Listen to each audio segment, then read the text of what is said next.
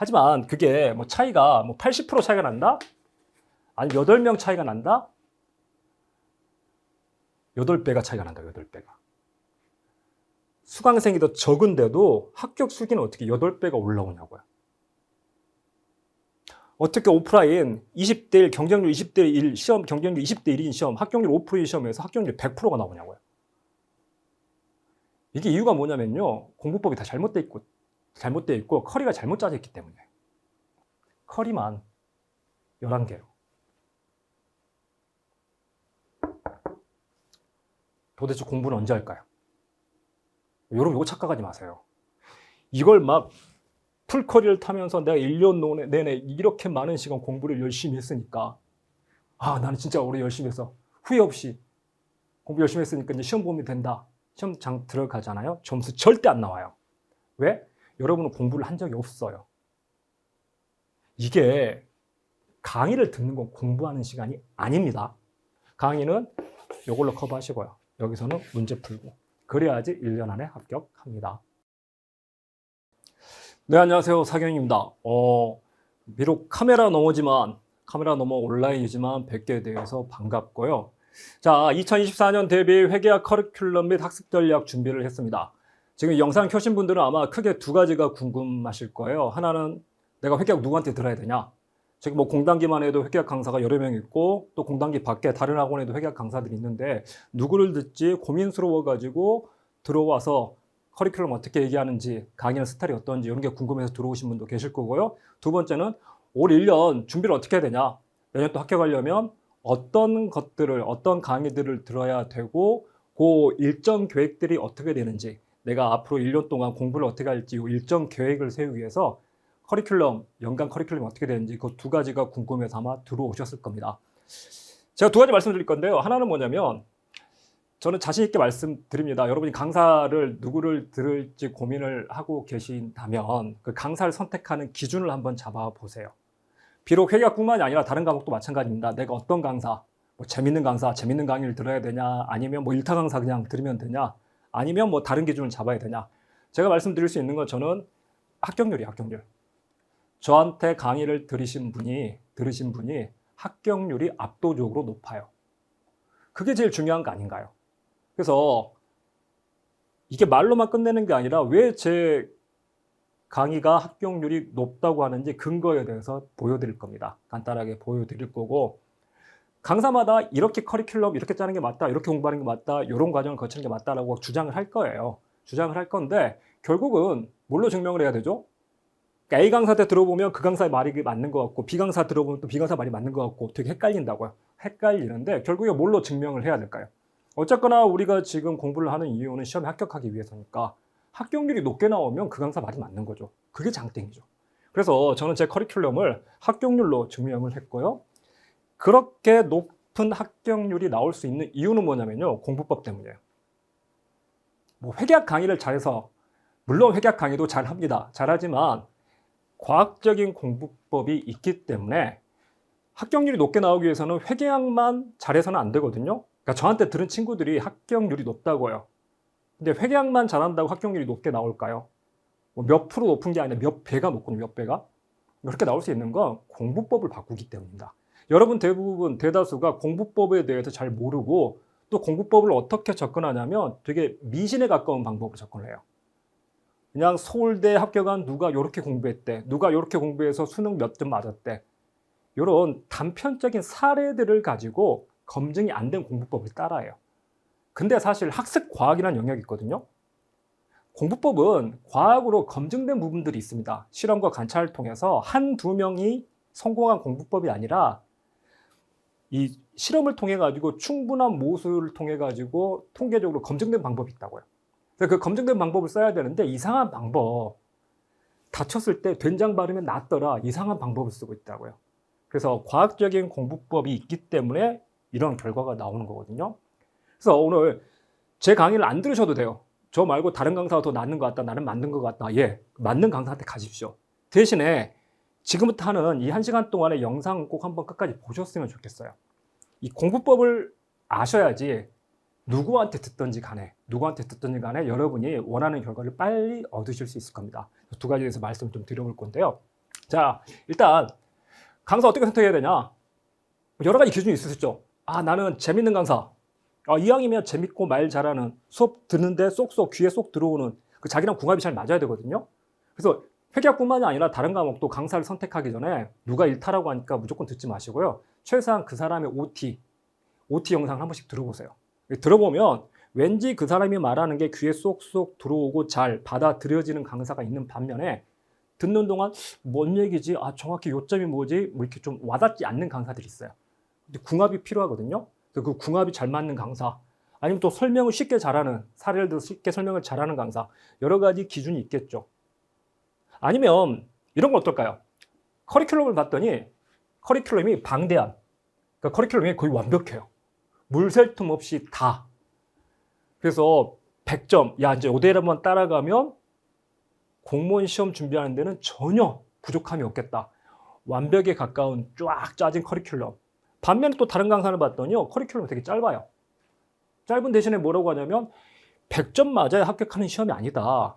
이렇게 많이 배운다고 해서 그게 전부 여러분께 되지 않는다. 중요한 건 시험에 나오는 거 위주로 80점만 맞으면 되니까, 우리 지금 커트라인이 80점이니까 80점. 중요한 부분에 집중해가지고 80점만 맞으면 되고, 그 외에 좀 변두리에 있는 것들, 출제 비중이 낮은 것들은 버려라. 중요한 거에 집중해가지고 빠른 시간 안에 합격하는 게, 이게 더 중요하다. 뭐가 맞을까요? 사실 이런 게 이런다고. 이 사람 말을 들어보면 아, 그런 것 같고, 완벽하게 내 인생이 걸린 시험이니까 절대 실수를 하면 안 되고 완벽에 가까운 결과를 얻어야 될 것 같기도 하고, 이 사람 얘기를 들어보면 그러게, 내가 이렇게 방대한 커리큘럼을 듣는다고 그게 다 내게 되나? 그냥 시험에 합격한 점수 정도만 빨리 6개월에 빨리 단기에 합격하는 게 더 중요한 게 아닌가? 고민이 된다고요. 자, 근데 누가 맞을까요? 누가 맞냐면요, 본질을 생각해보죠. 본질. 우리가 지금 회계학을 공부하는 이유는 뭔가요? 재밌기 위해서인가요? 아니면 회계학의 마스터가 되기 위해서인가요? 우리 공부하는 목적, 지금 여러분이 강의, 이 영상을 보고 있는 목적은 뭐죠? 시험에 합격하기 위해서. 그래서 시험에 합격하기 위한 공부를 하고 있잖아요. 그래서 뭐가 맞냐면 요게 맞냐가 아니라, 그래서 누가 합격률이 높은데, 합격률이 높은 게 장땡이라고요. 내가 하고 싶은 건 합격이니까. 자, 근데 합격률이 확인이 안 되죠. 그러니까 우리 여러분 되게 착각하시는 게, 야, A라는 강사가 A라는 강사가 1타 강사인데 이 사람한테 듣고 합격한 사람이 제일 많아. 아, 그러면 A가 합격생이 제일 많으니까 A한테 드리면 되겠네, 이러잖아요. 자, 근데 A 강의를 듣고 합격한 사람이 100명이에요, 100명. 근데 B는 강의를 듣고 B 강의를 듣고 합격했던 사람은 20명밖에 안 돼. 자, 그러면 A 합격생들이 가장 많이 들은 사람이 A니까 A한테 강의를 들어야겠네. A가 1탄에 하시잖아요. 근데 알고 봤더니 A한테 들은 수강생은 1000명이에요. 1타 강사하고 수강생이 엄청 많다고요. 그래서 1000명이 들었는데 그 중에 100명이 합격한 거예요. 합격률은 몇 프로? 10%. 근데 B 강사는 봤더니요, B한테 들은 사람은 수험생이 100명이에요. 100명이 수업을 들었는데 그 중에서 20명이 합격한 겁니다. 합격률 몇 프로? 20%. 누구한테 들으시겠나요? 저라면 B한테 들어요. 많이 합격시킨 게 중요한 게 아니라 내가 합격해야 되는데, 내가 갔을 때 나는 이 사람한테 들은 사람 중에 900명이 떨어지잖아요. 내가 그 90%가 될 확률이 높잖아요. 반면에 B는 떨어지는 사람이 80%밖에 안 되고 합격할 확률이 20%. 내가 B한테 들으면 내가 합격 확률이 20%를 따라가겠지만 A한테 들으면 10%일 거라고요. 자, 그래서 이 합격률이 제일 강사를 선택할 때 중요한 지표가 될 텐데, 안타깝게도 강사들이 이걸 공개한다, 안 한다? 안 한다고요. 이것만 나한테 들은 사람도 합격 수기가 몇 개나 올라오는지 합격 수기만 보여주지, 자기한테 들은 수강생이 몇 명인지는 공개하지 않아요. 그래서 이 합격률 자료가 안 나오거든요. 자, 근데 우리 시험이 전반적으로 합격률이 몇 프로나 될까요? 지금은 경쟁률이 한 10대 1 정도 됩니다. 세무직 같은 경우에 10대 1 정도 되고, 이제 시험 응시하지 않고 결시한 사람들 제외하고 나면 한 8대 1까지 떨어져요. 8대 1까지 떨어지는데, 근데 제가 처음 공무원 시장 노량진에 처음 왔을 때, 그때는 경쟁률이 20대 1이었어요. 세무직이 그나마 경쟁률이 낮아서 20대 1이고, 일행직 같은 경우는 100대 1 막 이럴 때거든요.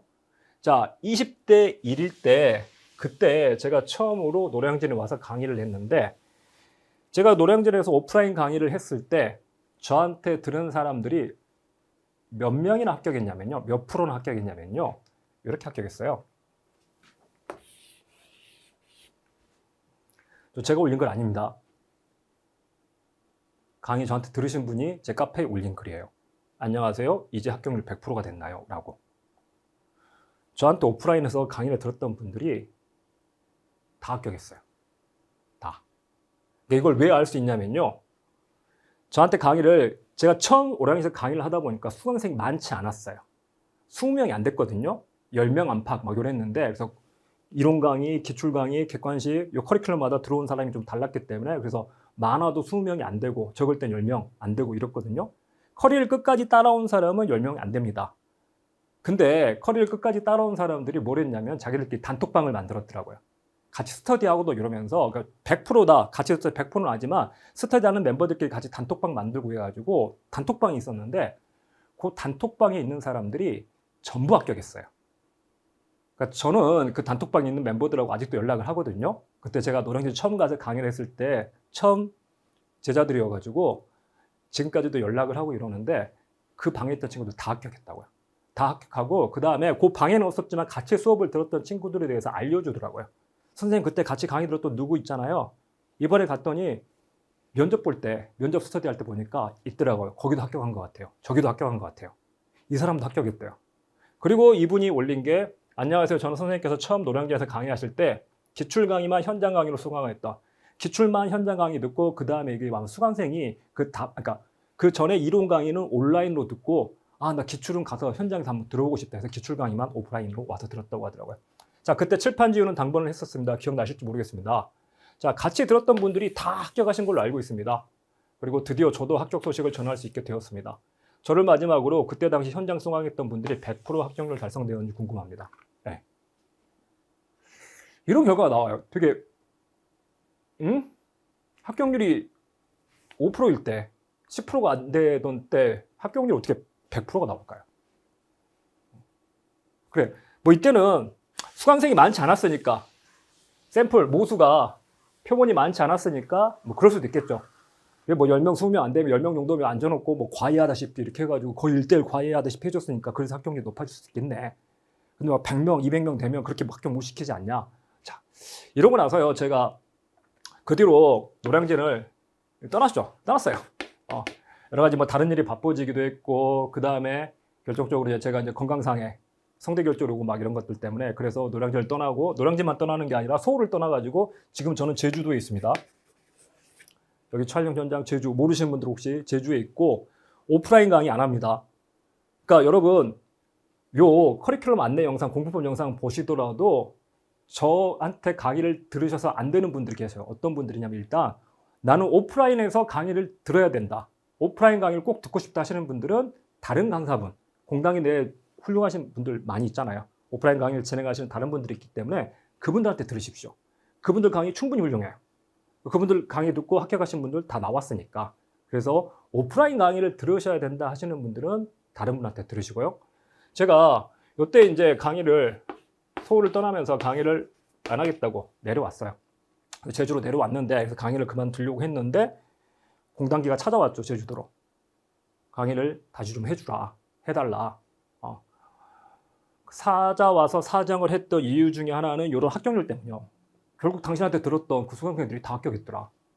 다시 해달라고 그러고 그래서 공단기가 부탁을 해가지고 제가 2021년 5월에 저를 찾아왔어요. 25월에 찾아와가지고 21년 6월에 복귀를 했습니다. 2021년 6월에 강의를 복귀를 해가지고 1년 뒤에 어떤 결과가 나왔냐면요. 자, 1년 뒤에 이런 결과가 나왔어요. 지금 동단기 홈페이지 여러분 그때 저한테 돌아와 달라고 하면서 타이틀을 붙여줬거든요. 왕의 귀원이라고. 진짜 회계학 왕은 따로 있다라고 하면서 공단기에서 왕의 귀환이라는 타이틀을 붙여줘가지고 제가 다시 공단기 강의를 했고 그때 저는 몰랐는데 지금 여러분 지금 확인할 수 있습니다. 이거 확인할 수 있는 게 강사들 공단기 홈페이지 가면 과목별로 강사가 여러 명이잖아요. 여러 명인데 그 강사들 이름이 적히는 순서가 있다고 하더라고요. 이게 무슨 가나다 회계학 강의하는 사람 여러 명이니까 이게 노출되는 순서, 이름이 적혀있는 순서가 가나다 순서가 아니고 무슨 순서? 아시는 분은 아시죠? 이게 수강생 순서래요. 소위 말해서 1타가 제일 먼저 나온대요. 우리가 흔히 말하는, 속히 말하는 1타 강사가 제일 먼저, 그 다음 2타, 3타, 4타, 5타 이런 식으로 이름이 적힌대요. 그럼 저는 두 번째 있더라고요, 지금. 아직 1타 아니고 두 번째예요, 두 번째인데 두 번째 사경인 적혀있다는 건 최소한 1타보다는 수강생이 적다는 거죠. 적다는 건데, 근데 여러분 지금 들어가서 확인해 보세요. 지금 이거 공단기 홈페이지에서 아마 보시고 계실 확률이 높을 텐데, 공단기 홈페이지 잠깐 멈추고 확인해 보셔도 되는데, 1타분 들어가서 그분 합격 수기란이 있다고요. 저도 사경에 클릭해 보면 저한테 듣고 합격한 사람들이 합격 수기를 올린 합격 수기란이 있거든요. 합격 수기가 몇 개나 올라오는지 확인해 보세요.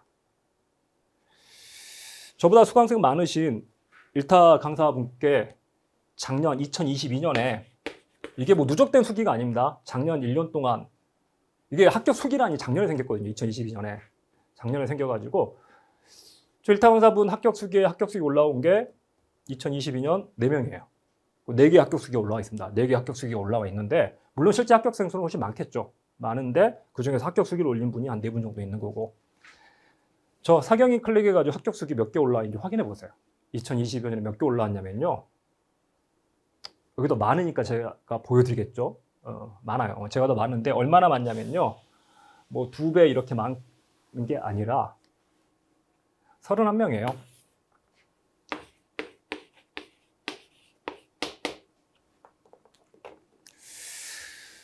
제가 왜 이 말씀을 드리는지 아시겠나요?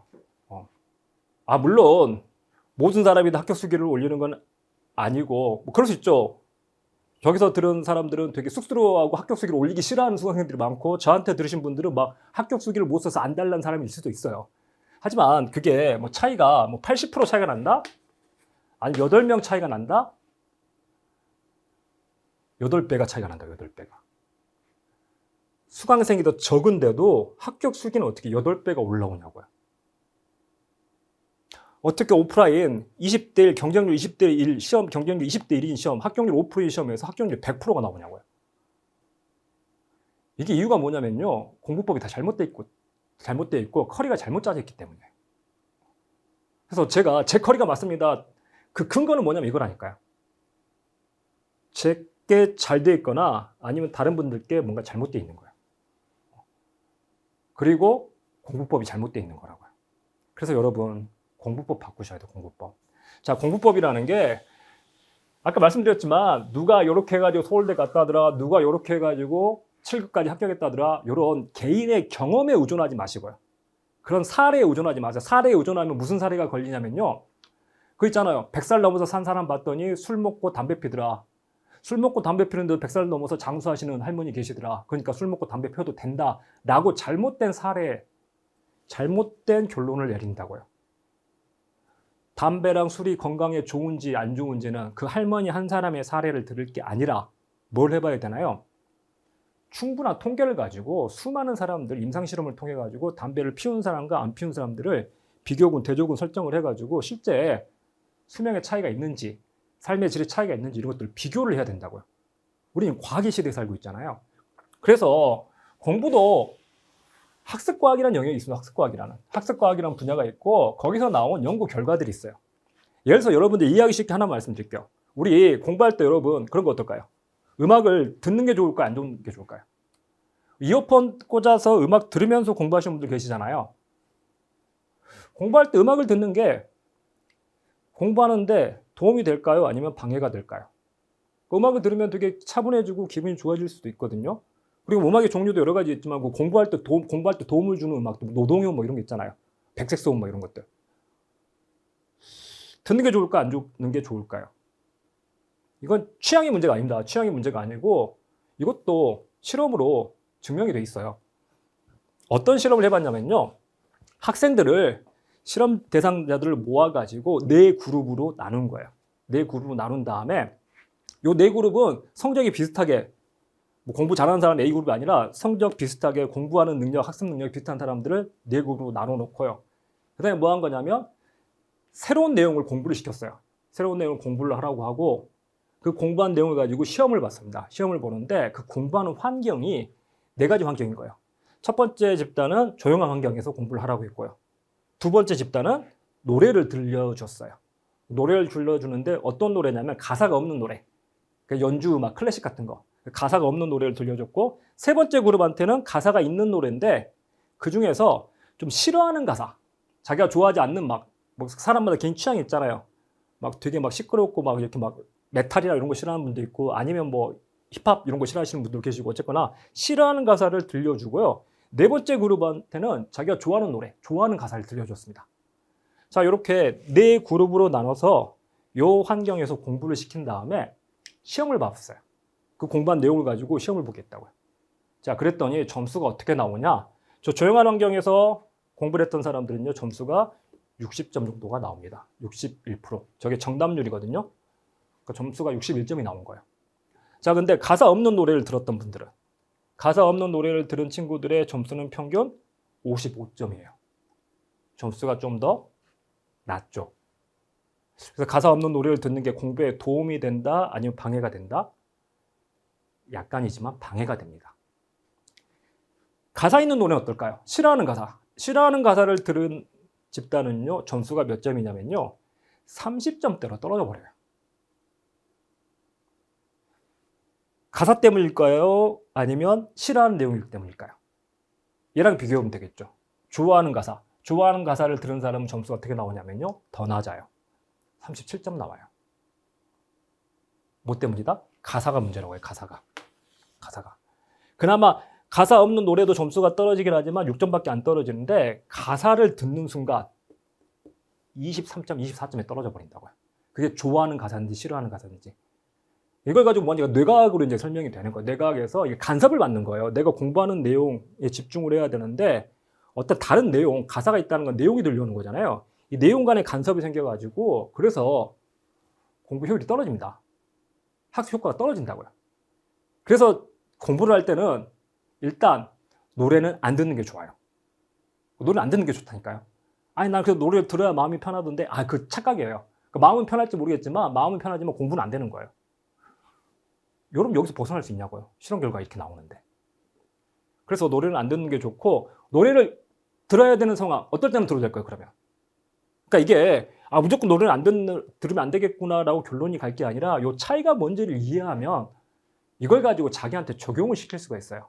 어떨 때는 노래를 들어도 될까요? 지금 그러니까 들려오는 이 가사가 들려오고 대화 내용이 들려오니까, 이 내용이 들려오니까 공부에 방해를 받는 거거든요.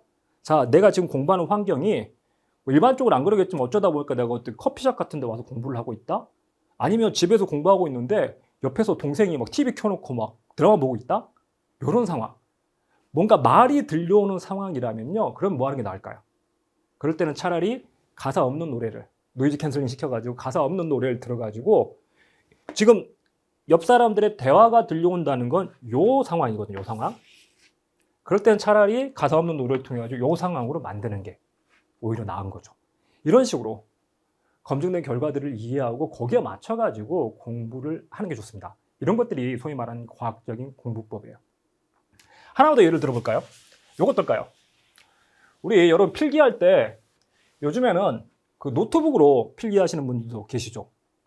이 노트 필기는 뭐냐면 손으로 우리 일반적으로 하는 볼펜 가지고 하는 필기고, 강의 들으면서 볼펜으로 하는 필기고요. 노트북 필기는 뭐냐면 요새 이제 노트북 들고 가지고 강의 들으면서 타이핑해가지고 필기하는 경우도 있잖아요. 노트 필기랑 노트북으로 타이핑하는 필기, 손으로 글씨를 쓰는 필기랑 타이핑, 타자를 치는 필기, 둘 중에 어떤 게 더 학습 효과가 높을까요? 똑같은 사람이 공부를 할 때 노트 필기를 하는 경우랑 노트북으로 타이핑을 하는 경우랑 어떨 때 점수가 더 잘 나올까요? 자, 일단 필기량. 둘 중에 어떤 경우에 필기량이 더 많을까요? 필기량이 많은 건 노트북 필기죠. 왜 그러냐면 우리가 타이핑이 빠르기 때문에. 손으로 적는 것보다는 지금 타이핑이 더 빠르잖아요. 그래서 손으로 적을 때 100자를 적는다면 타이핑을 하면 150자를 칠 수가 있다고요. 그래서 필기량은 많아요, 양은. 근데 요 내용을 가지고, 강의를 들었던 내용을 가지고 시험을 보잖아요. 점수가 누가 높게 나오냐면요, 노트 필기가 높게 나와요. 우리는 필기를 많이 하는 게 중요한가요? 점수를 잘 받는 게 중요한가요? 점수를 잘 받는 게 중요하죠. 노트 필기가 더 점수가 잘 나옵니다. 왜 그럴까요? 근데 이것도 그냥 단순히 이렇게 나온다더라 하는 게 아니라 그 원인이 뭔지를 이해하면 이걸 다른 데다 응용할 수 있다고요. 왜 이게 더 높게 나오냐면요. 이게 소위 말하는 이제 관여라는 거예요. 관여.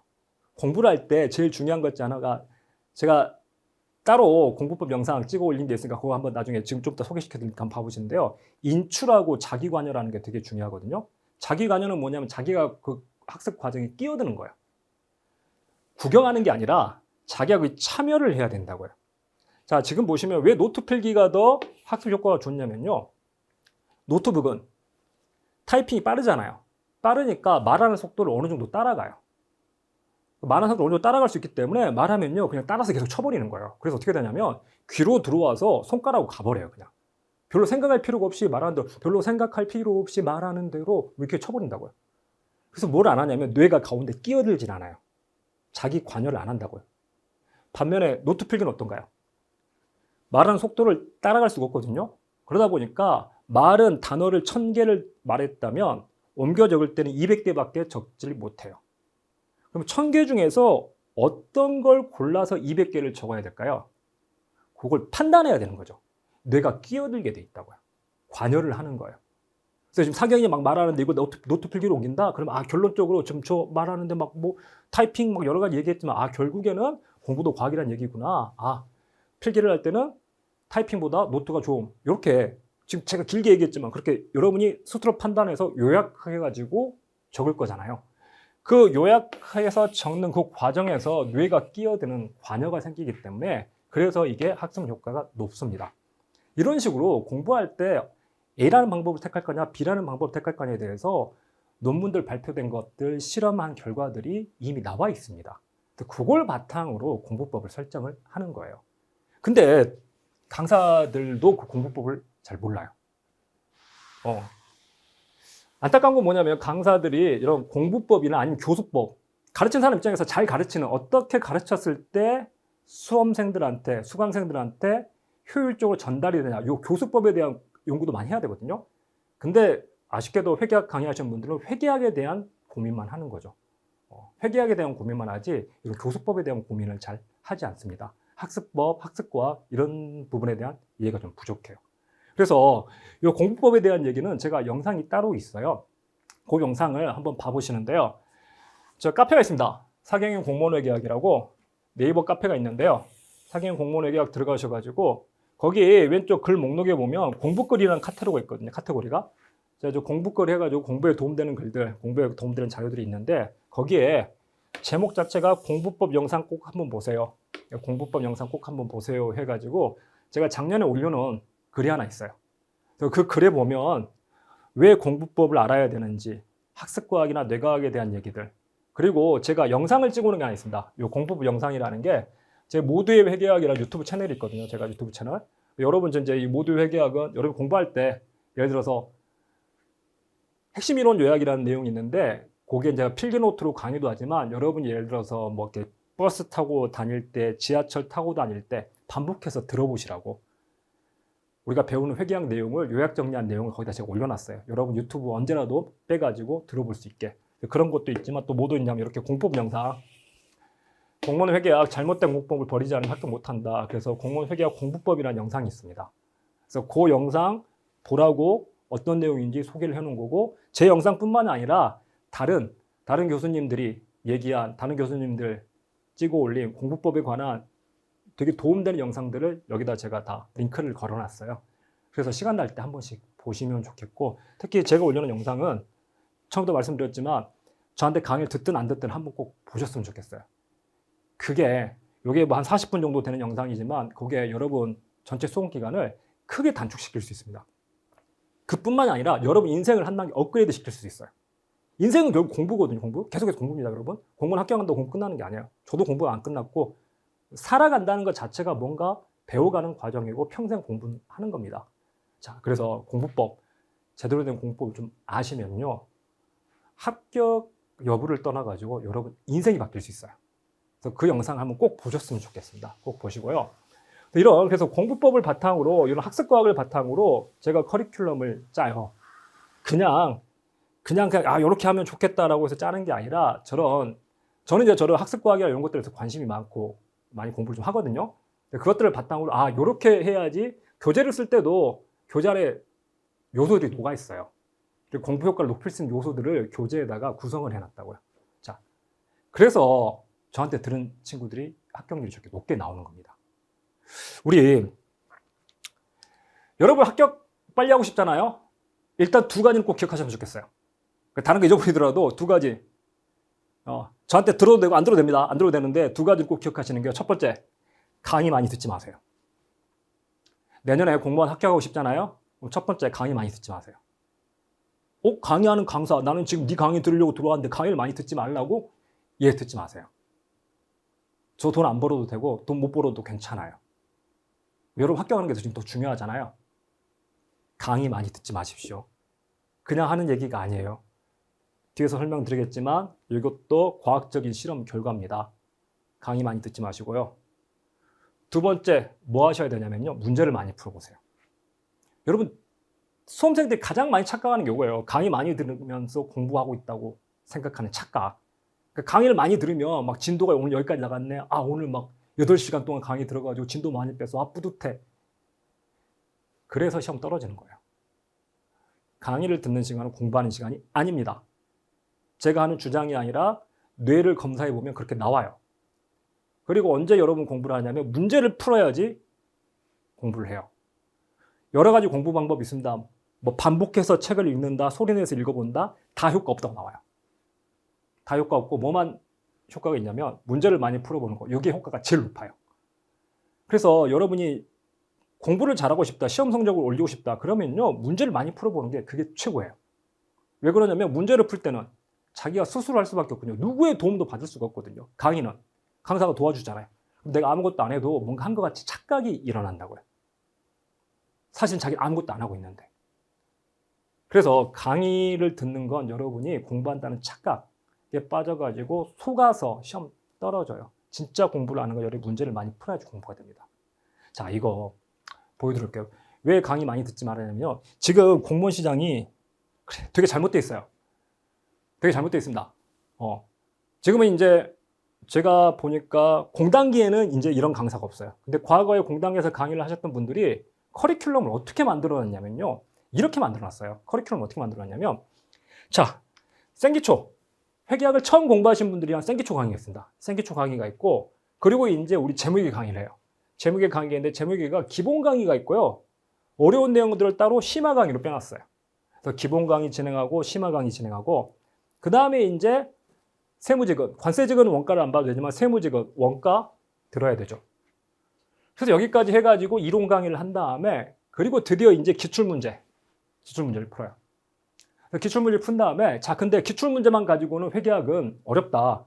회계학은 다른 과목은 기출이 충분히 커버하는데 회계학은 기출이 60%밖에 커버를 못한다라고 겁을 주면서 그러니까 따로 응용문제들, 객관식 회계학을 또 공부해야 된다. 객관식 회계학 공부하고요. 그 다음에 시험장 들어가기 전에 모의고사를 봅니다. 통용 모의고사까지 이렇게 진행을 해요.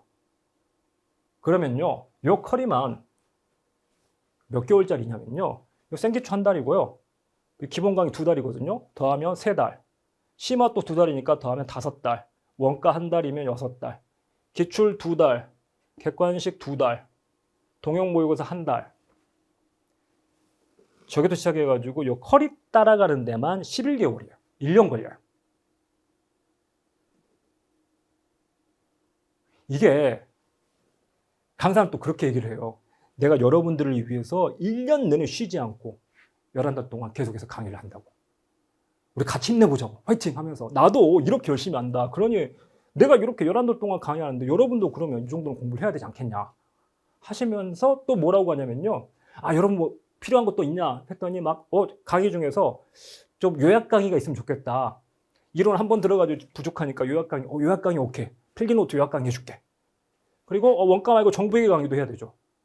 그리고 봤더니 자꾸 말로 된 문제, 회계학을 푸는데 계산 문제를 풀리는데 말 문제가 오히려 더 어렵대요. 그래? 그것도 말 문제 특강 따로 해요.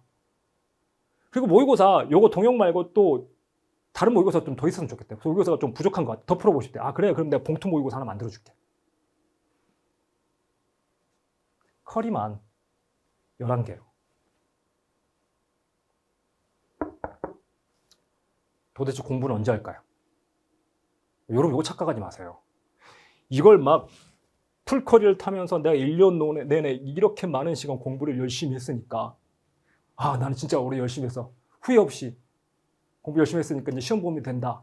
시험장 들어가잖아요. 점수 절대 안 나와요. 왜? 여러분은 공부를 한 적이 없어요. 이게 강의를 듣는 건 공부하는 시간이 아닙니다. 뭐냐면요. 이거 뇌파를 찍어본 거예요. 사람한테 휴대용 뇌파 측정기를 붙여가지고 일주일 동안 뇌파를 계속 측정해 본 거예요. 휴대용 뇌파 측정기를 붙여가지고 뇌가 어떤 식으로 움직이는지를 일주일 내내 측정을 하고 뭐 할 때 어떻게 움직이는지를 보는 건데요. 예를 들어서 TV 볼 때 뇌파 안 움직인다고요. 우리 TV 볼 때 별 생각 없죠. 그냥 이렇게 깔깔깔하지 무슨 고민을 하면서 보지 않잖아요. TV 볼 때 뇌가 거의 움직이지 않다가 공부할 때 움직여요. 여기서 말하는 스터디라고 되어 있는데 스터디는 뭐냐면 자기가 자습하는 겁니다. 자기가 책 보고 문제 풀고 있는 자습하는 거예요. 스터디할 때 움직여요. 그리고 뇌파가 언제 막 움직이냐면요. 잠잘 때요. 슬립. 여러분 잠자는 거 되게 중요합니다. 여러분 수험 공부란 건 뭐냐면요. 이게 오늘 공부해서 내일 시험 보는 게 아니잖아요. 오늘 공부해서 1년 뒤에 시험을 본다고요. 그래서 뭐가 필요하냐면 여러분 단기 기억을 장기 기억으로 옮기는 게 필요해요. 그러니까 단기 기억을 장기 기억으로 옮겨가는 게 공부하는 과정입니다. 자, 근데 뇌가 단기 기억하고 있던 걸 장기 기억으로 언제 움직이냐, 언제 옮기냐, 요 옮기는 과정이 대부분 언제 일어나냐면요. 잠잘 때예요. 잠잘 때 뇌파가 막 미친 듯이 움직이거든요. 저게 뭐 하고 있는 거냐면 이걸 여기로 옮기는 거예요. 그래서 여러분이 낮에 아무리 공부를 열심히 잘해도 잠을 제대로 못 자잖아요. 다 까먹어요. 장기 기억으로 안 가요. 그래서 뭐냐면 잠자는 게 되게 중요합니다. 수면 되게 중요해요. 수험 기간 동안 잠을 잘 자야 됩니다. 진짜예요. 잠을 줄여가면서 공부하는 것만큼 어리석인 짓이 없어요. 되게 열심히 했는데 이게 끊겨버리기 때문에 여러분 시험장 가서 기억 안 난다고요.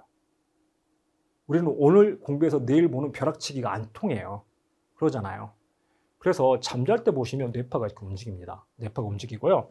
그 다음에 이게 뭐냐면 연두색 부분이 강의 들을 때예요. 수업 시간이라고요. 수업 시간 뇌파는 움직인다, 안 움직인다? 안 움직여요. TV 볼 때랑 똑같아요. 여러분 TV 보는 거나 강의 듣는 거랑 똑같아요. 여러분 뇌가 생각을 안 한다고요.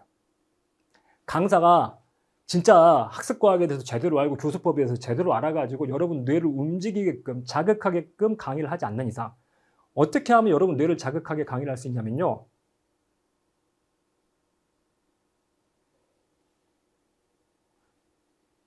이게 지금 방송사고가 돼버리잖아요. 강사 중에 이렇게 하는 사람이 없잖아요. 강사가 얘기를 멈춰야지 그때 여러분이 생각을 한다고요. 저 사람 왜 저러지? 뭔 얘기를 하려고 그러지? 근데 대부분의 강사들이 말을 잘해요. 우리는 또 그런 강의 좋아하잖아요. 강사가 계속해서 청산유수로 말을 한다고요. 그 얘기는 뭐냐면 오디오가 비질 않아요. 계속 오디오가 들어오기 때문에 여러분 머리는 생각을 안 해요. 그냥 계속 들으면 저게 뭔 얘기지 따라가고만 있지 저 얘기를 듣고 그럼 이건 어떻지? 저건 어떻지? 라는 생각을 안 하게 된다고요. 오히려 그런 생각을 해버리면 또 강의 내용을 놓치게 되니까 그런 생각을 떠오르더라도 맞게 되죠. 우리나라 교육은 그래요. 학원에서 이런 강의가 대부분 그래요. 그래서 강의할 때는 TV 볼 때랑 똑같이 아무 생각 없이 그냥 눈만 뜨고 귀만 열어놓고 있는 겁니다. 그래서 강의할 때 안 움직이고요. 스터디할 때 자기가 혼자 공부하고 문제 풀 때 움직이는 거예요. 잘 때 움직이고 또 강의만 시작되면 안 움직인다고요. 시험 볼 때 미친 듯이 움직이고 강의할 때 움직이고 잘 때 움직이던 뇌파가 강의 시간만 되면 안 움직여요. 그래서 강의는 공부하는 게 아니다. 강의를 듣는 시간 공부하는 시간이 아니다라는 얘기가 다른 얘기가 아니라 여러분 뇌파를 검사해보면 그렇게 나온다니까요. 야 그러면 강의를 들을 필요가 없는 거냐? 아니요. 강의를 듣긴 해야 돼요. 근데 강의는 딱 뭐라고 생각하시면 되냐면요. 내비게이션이에요. 길 안내해주는 내비게이션이라고요. 우리가 여러분 이제 운전을 안 해보신 분도 많으시겠지만 그래도 내비게이션이 어떻게 작동하고 운전을 어떻게 하는지는 아시잖아요.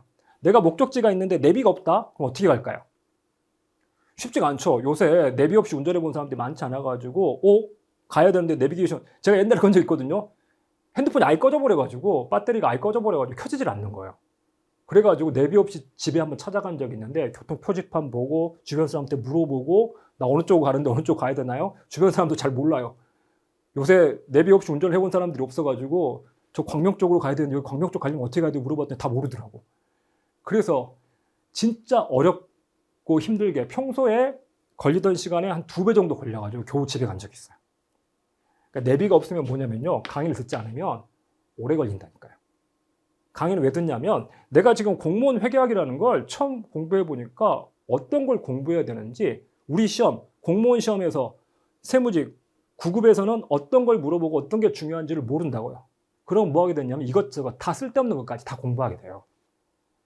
근데 강의를 듣는 건 뭐냐면 어떤 게 중요하고 어떤 게 중요하지 않은지 우리 시험에서 기출되는 건 주로 어떤 문제를 가지고 어떻게 물어보는지 그래서 이게 중요한 부분이니까 이 부분을 좀 더 열심히 공부를 하고 이건 그렇게 중요하지 않으니까 여기에 대해서는 시간을 너무 많이 들이지 말아라. 이런 가이드, 길 안내를 받기 위해서 강의를 듣는 거지. 자, 내비가 있다고 내비를 열심히 들으면 목적지까지 알아서 가나요? 그러니까 강의만 열심히 듣는 건 뭐냐면 내가 이제 가야 되는데 내비를 켜가지고 목적지를 입력한 다음에 내비를 계속 보고 있는 거예요. 내비를 계속 들여다보고 있는 거죠. 언제쯤 집에 도착하지? 내비만 계속 쳐다보고 있어요. 뭐 하지 않고? 운전하지 않고 엑셀을 안 밟고 내비만 계속 보고 있다고요. 집에 도착하냐고요. 강의는 딱 그 역할이에요. 내가 할 수 있는 실수를 줄여주고 빠른 길을 안내를 해줄 뿐이지 여러분을 목적지까지 옮겨다 주지는 않아요. 그래서 강의를 들으면 뭘 하고 뭘 하지 말아야 될지 어떤 게 중요한지 그건 알 수 있지만 실제로 공부는 내가 그걸 바탕으로 집에 가가지고 책 읽고 문제 풀면서 해야 된다고요. 그래서 자동차가 움직이는 시간이 필요한데 자동차는 안 움직이고 내비만 켜놓고 쳐다보고 있는 거예요. 강의만 저렇게 이렇게 하고 있으면. 그래서 공부는 언제 하냐고요. 차는 언제 움직이냐고요. 내비를 이렇게 보고 있는데. 그런 얘기가 있습니다. 어떤 얘기가 그래서 도냐면요. 이제 이런 커리큘럼을 따르는 사람들이 하는 얘기가 이거예요. 세무직은 기본 2년은 공부해야 된다. 여러분 봐보세요. 거기 이렇게 커리큘럼 짜가지고 강의하시는 강사분들이 있거든요. 그 강사분 합격 수기 한번 가보세요. 합격 수기 가면 1년 안에 합격한 사람들 거의 없어요. 합격 수기는 많아요. 합격 수기는 많아요. 소위 막 일타죠. 일타 해가지고 합격 수기 왜 그러냐면 많은 사람이 들으니까. 근데 합격 수기도 많지만 불합격생 더 많아요. 훨씬 많아요.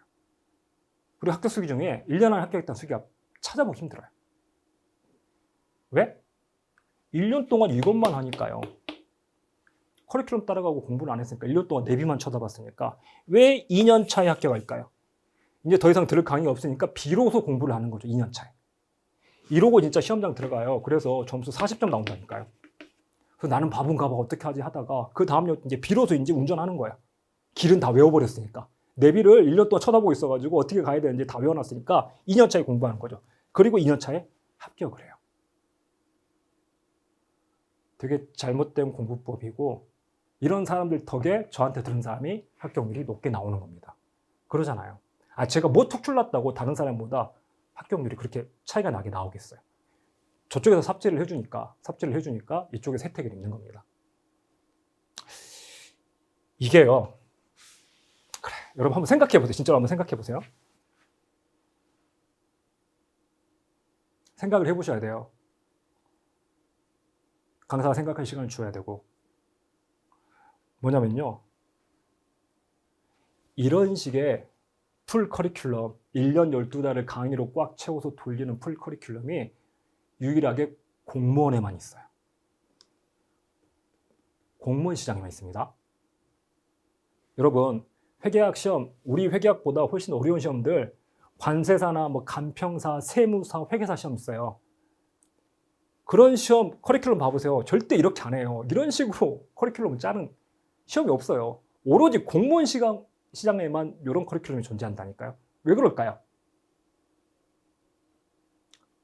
난이도는 회계사 시험이 훨씬 어렵습니다. 훨씬 어렵고 공부할 것도 훨씬 많은데 오히려 커리큘럼이 짧다니까요. 그럼 나머지 시험들은 대부분 기본 이론 강의, 인문 강의 하나 있고요. 이론 강의 있고요. 그 다음에 문제풀이에요. 그래서 이론 문제풀이 둘로 끝나지 이렇게 막 짜는 강의가 없거든요. 근데 공무원 시장도 원래 이러지 않았어요. 공무원 시장이 이렇게 변했던 기점이 언제냐면요. 공단계 역할이 커요. 뭐가 생기고 나서 프리패스 제도라는 게 생겼거든요. 지금 공무원 시장에는 프리패스라는 게 있잖아요. 프리패스라는 게 있고 프리패스 제도가 공무원 시장이 생겼다고요. 프리패스가 생기기 전에 공무원 시장 이러지 않았어요. 그 전에 공무원 시장은 책 한 권이었어요. 그냥 문제집 한 권만. 그 전에는 회계학 뭐 이론 기출 따로 있지도 않고 이론 뒤에 문제 기출문제 들어있어가지고 단원별로 공부하고 문제 풀고 그러고 그냥 시험 들어갔어요. 그랬던 게 프리패스가 도입되면서 이렇게 나눴거든요. 왜 이렇게 나눴을까요? 여러분 인생을 살면서 뭔가 이게 왜 이렇게 되지? 우리 자본주의 사회잖아요. 자본주의 사회에서 이게 왜 이렇게 되지? 왜 이렇게 되는 거지? 궁금하잖아요. 원인을 알고 싶으면 뭐 할 때 제일 좋냐면요. 돈이 어디로 가는지 보세요. 돈이 어디로 가는지. 여러분 언론 있잖아요. 언론. TV나 신문사. 언론이 왜 이 모양인지 궁금하면요. 돈이 어디로 가는지 보면 돼요. 언론사는 여러분 시청자를 고객으로 생각하지 않습니다. 시청자를 위한 방송을 절대 하지 않아요. 왜? 시청자한테서 돈이 들어오지 않거든요. 여러분 뉴스 보고 신문 볼 때 돈 내나요? 네이버 기사 볼 때 돈 내나요? 아니에요. 언론사는 누구한테 돈을 받을까요? 광고주한테 돈을 받는다고요. 광고로 먹고 살잖아요. 그럼 언론사가 광고주한테 파는 건 뭘까요? 언론사가 광고주한테 파는 건 뭘 파냐면요. 여러분을 가져다 팔아요. 여러분, 시청자를 가져다 판다니까요. 시청자를 어떻게 팔죠? 우리 시청률이 10%야, 20%야, 30%야. 우리 프로그램을 얘네들이 이렇게 많이 봐. 시청률이 높을수록 광고주한테 우리한테 광고하면 요 시청자, 요 30명한테 광고를 매길 수가 있거든. 요 30명 얼마에 살래? 요 30% 얼마에 살래? 40%, 시청 40% 얼마에 살래? 해서 광고 단가가 매겨진다고요. 시청자가 많을수록 시청자를 가져다가 시청자의 관심을 가져와가지고 그걸 광고주한테 파는 거예요. 그래서 뭐가 중요할까요? 시청자가 계속해서 보는 거. 시청률이 중요하고요. 그래서 뭐냐면 시청자를 위한 방송을 절대 하지 않습니다. 시청률을 위한 방송. 그래야지 광고주한테 돈이 많이 들어오니까. 그리고 언론은요. 보수적일까요? 진보적일까요?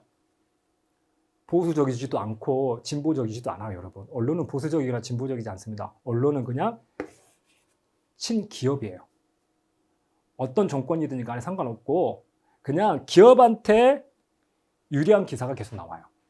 근데 이제 보수 언론, 보수 세력, 보수 정권이 친기업적이죠. 그러니까 친보수처럼 언론이 보이는 거예요. 사실 언론은 보수 정당한테 잘 보일 필요가 없습니다. 걔네들이 돈 주는 거 아니거든요. 광고주인 기업들한테 잘 보이기 위해서 방송을 해요. 마찬가지입니다. 여러분, 지금 프리패스 제도에서 돈이 어떻게 올라갈까요? 여러분은 사경인한테 돈을 주지 않잖아요. 개별 강사한테 돈을 주지 않는다고요. 누구한테 주죠? 프리패스 학원한테 주죠. 학원한테 여러분이 1년에 프리패스 200만 원 이렇게 냈다고요. 그 200만 원을 학원은 강사들한테 뿌려줘야 되거든요. 뭘 기준으로 뿌릴까요? 기준이 있어야 되잖아요. 그냥 수강생 몇 명이 듣든지 상관없이 그냥 n분의 1 나눠주지는 않을 거잖아요. 뭘 기준으로 뿌려줘야 합리적일까요?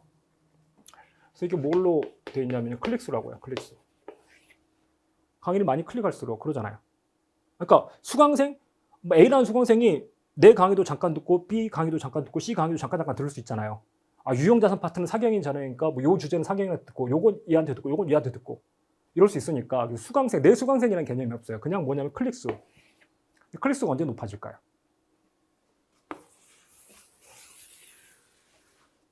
생각해 보세요. 나를 따르는 수강생, 나한테 듣는 수강생이 100명이에요. A 강사를 따르는 수강생이 100명이고 B 강사를 따르는 수강생은 200명이에요. 200명인데 A는 저런 게 쭉 합쳐가지고 강의 시간이 예를 들어서 총 300시간이에요. 근데 B는 커리큘럼이 간단해요. 100시간이라고요. 누가 더 돈을 많이 가져갈까요? 클릭이 3만 클릭이잖아. 3만 시간, 3만 시간. 얘는 2만 시간인데 수강생 숫자는 2배인데 돈은 얘가 더 많이 가져간다니까요. 무슨 상황인지 아시겠나요? 이러면서 얘기를 하죠. 여러분들이 원하기 때문에 여러분들을 위해서 나는 1년 동안 이렇게 열심히 그렇게 강의를 듣는 시간이 공부하는 시간이 아니기 때문에 이렇게 하면 수강생들 나한테 수업을 듣는 사람들의 합격률이 떨어진다는 걸 모르면 일단 그건 강사로서의 기본 요 학습효과나 뇌과학에 대해서 전혀 관심이 없는 무지한 사람이고요. 그걸 알지만 돈을 벌어야 되니까 이렇게 짰다면 나를 아끼겠습니다. 자, 그래서 여러분 잘 생각해 보세요. 잘 생각해 보세요. 이게 지금 비단 공무원 회계학 강의를 어떻게 들을 거냐, 누구한테 들을 거냐의 문제가 아니라 여러분 앞으로 인생을 살아가면서 어떤 판단, 합리적인 판단, 의사결정을 내릴 수 있는 여러분의 능력하고도 관련돼 있어요. 그런 것도 키우셔야 됩니다. 자, 지금부터 커리큘럼 배분을 하셔야 돼요. 그러니까 저게 저렇게 돼버리면 절대 안 되거든요. 1년 내내 강의만 들으면 안 되기 때문에 뭘 해보시냐면요. 자, 하루에 여러분이 공부를 몇 시간 정도 할 수 있나요? 그걸 생각해 보세요. 이게 사람마다 다릅니다. 하루에 내가 순 공부 시간, 진짜 책상 앞에 앉아 순 공부 시간이 몇 시간이냐 생각해 보시고 시험까지 며칠 남았는지 계산해 보세요. 예를 들어서 나는 공부를 해봤더니 하루에 한 10시간까지 하겠더라. 그래서 하루 공부 시간 10시간 나오고 그 다음에 시험까지 몇 달 남았냐 봤더니 10개월 남았어. 10개월. 그러면 하루에 10시간 10달이면 30일에서 300. 그럼 내가 총 공부할 수 있는 시간은 3000시간이 나오죠. 그러니까 여러분 커리큘럼 같은 거 짤 때 여기부터 시작을 하라고요. 내 공부 계획을 세울 때 이것부터 좀 하세요. 지금 내가 하루에 몇 시간 공부할 수 있는지 시험까지 몇 달이나 남았는지. 지금 들으시는 시점이 누군가는 좀 일찍 5월, 6월에 시작하신 분 계시고 누군가는 방학 돼서 7, 8월에 시작하신 분, 누구는 2학기 돼서 9월에 시작하신 분 다 다를 거예요. 본인한테 주어진 시간을 계산하시고요. 그 다음 이것도 다르다고요. 내가 하루에 몇 시간 공부할 수 있는데 이거 모르는 사람도 되게 많아요.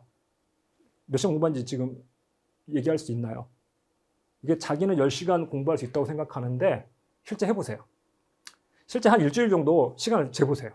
처음 공부할 때 처음 한 일주일 정도를 시간을 재가지고 나 10시간 공부할 수 있는 줄 알았는데 8시간밖에 못하는구나. 8시간도 힘들구나. 아직 내 체력이나 공부 습관이 안 돼 있구나. 요거 파악 빨리 하셔야 돼요. 자기는 사실 8시간밖에 공부를 못하고 있는데 나는 10시간이라고 알고 있고 계획을 세워놓으면 마지막에 600시간이 날아간다고요. 그 600시간이 제일 중요한 시간인데. 그래서 뭐 하셔야 되냐면 실제로 재보세요. 막연하게 나 하루 24시간이잖아. 잠 8시간 자더라도 16시간, 밥 먹는 시간 3시간 빼면 13시간 할 수 있을 것 같은데 해보시라고 되나? 진짜로 한번 재보세요. 그래가지고 최소 일주일은 기록을 한번 해보시고 이게 또 일주일로 기록해봐야 되는 게 월화수목금토일 매일 할 수 있는지 아니면 나 일요일은 도저히 안 되겠다 쉬어야 되는지 그렇게 해가지고 시험까지 내가 확보할 수 있는 공부 시간이 몇 시간인지 한번 계산을 해보시고요. 그 다음에 만약 3000시간이다? 그럼 저 3000시간을 가지고 회계학 하나만 공부하는 거 아니잖아요. 지금 기본적으로 5과목을 공부를 해야 되잖아요. 그럼 각 과목별로 몇 시간씩 배분을 할 수 있냐? 나는 사실 영어는 되게 잘해. 영어는 이미 사실 어릴 때 외국 살다 왔고 영어는 부족함이 없기 때문에 크게 공부 안 해도 돼. 그러면 영어 시간을 확 줄이고 나머지 시간을 늘릴 수도 있고 아니면 나는 지금 한국사가 완전 젬병이기 때문에 한국사 시간을 더 늘려야 돼 이럴 수도 있고 그래서 국어, 영어, 한국사, 회계학, 세법 시간을 본인이 한번 배분을 해보세요. 기본적으로 3000시간 5과목이다 그럼 나누기 5하면 600시간이겠지만 근데 개인에 따라서 다르잖아요. 나는 영어를 더 해야 돼. 영어를 덜 할 수 있어. 국어를 더 해야 돼. 한국사를 줄일 수 있어. 이런 것들. 그래서 600시간 정도 나온다. 회계학에 몇 시간 투입할 수 있는지 계산한 다음에 그 다음에 강의는 뭐냐면요. 내가 이렇게 공부할 수 있는 시간의 절반 이하 한 3분의 1 정도만 계획을 세우세요. 내가 회계학에 600시간 공부할 수 있는데 600시간을 강의를 들어버린 순간 공부 1시간도 안 한 거라니까요. 여기서 뭐만 하고 200시간만 강의를 들을 거야지 400시간은 공부할 수 있겠구나. 아니면 맥시멈 300시간 공부, 300시간을 강의를 듣더라도 300시간을 공부할 수 있겠구나. 최소한 요 강의를 듣는 데 쓸 시간은 내가 그 과목에 투입할 수 있는 시간에 2분의 1, 3분의 1만 잡으세요. 그래서 3분의 1로 잡으면 600시간 나누기 3분의 1 하면 그러면 200.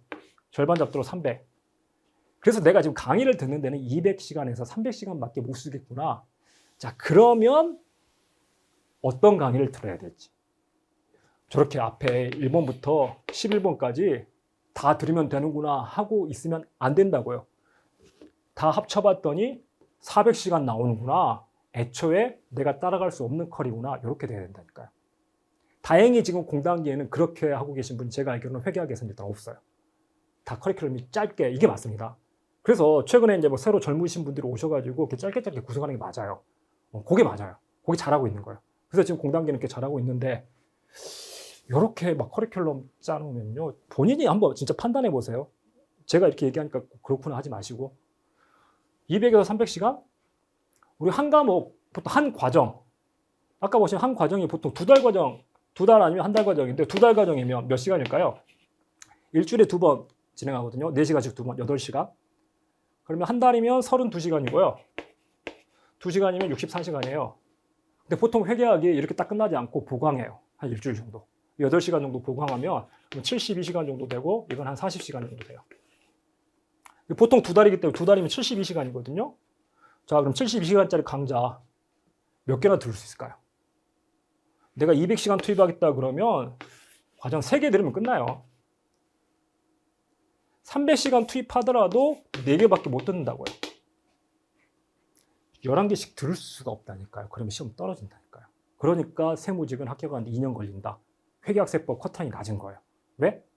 1년 동안 공부해봤자 공부 하나도 못하니까. 그래서 이렇게 3개 들을 수 있구나, 4개 들을 수 있구나. 그러면 요 3개를 뭘 들을지 1순위가 뭔지 2순위 뭔지 아니면 내가 2년을 잡아야겠구나 하거나. 그래서 요걸 한번 꼭 고민해 보시죠. 다른 과목도 마찬가지예요. 국어, 영어도 막 보면 별의별 강의가 많이 있다고요. 뭐 구문 강의, 뭐 문법 강의, 뭐 무슨 한자 강의, 뭐 별의별 거 다 있잖아요. 뭐 들어야 될지 다 들으면 좋겠지라고 생각하는데 다 들으면 망한다니까요. 내가 투입할 수 있는 내 자원이 어떻게 되는지를 먼저 판단을 하고 그 한정된 자원을 가지고 가장 효율적인 커리큘럼을 스스로 짜야 돼요. 구성을 해야 돼요. 이렇게 자기가 주도적으로 계획을 세워야지 그렇지 않고 강사한테 끌려가면 죄송한 얘기지만 돈통 되는 거예요. 강사 주머니 그만 불려주세요. 자, 과정 3개나 4개 듣는 게 가장 일반적입니다. 그래서 제가 제 커리큘럼을 요 3개나 4개로 끝낼 수 있게 만든 거예요. 기존에 11개씩 있던 거, 아유, 이건 아니다, 진짜. 이거 1년 안에 도저히 합격할 수 없는 컬인데. 그래서 3, 4개로 줄여놨기 때문에 저한테 들으신 분들이 1년 안에 합격하는 거예요. 자, 뭐 들으냐면요. 핵심은 기출입니다. 우리 공무원시험 핵심은 기출이에요. 그러니까 요 강의를 3개 든다, 4개 든다 안에 뭐는 꼭 들어가야 된다? 기출 강의는 꼭 들어가야 된다고요. 결국 기출 강의를 듣는 거거든요. 우리 기출 문제를 풀 수 있는 게, 기출 문제를 풀 수 있게끔 하는 게 우리 공부의 목표예요. 자, 근데 강사들이 겁줘요. 뭐라고 겁주냐면 이렇게 줘요. 회계학은 기출만 풀어봐서는 60점밖에 안 나온다라고.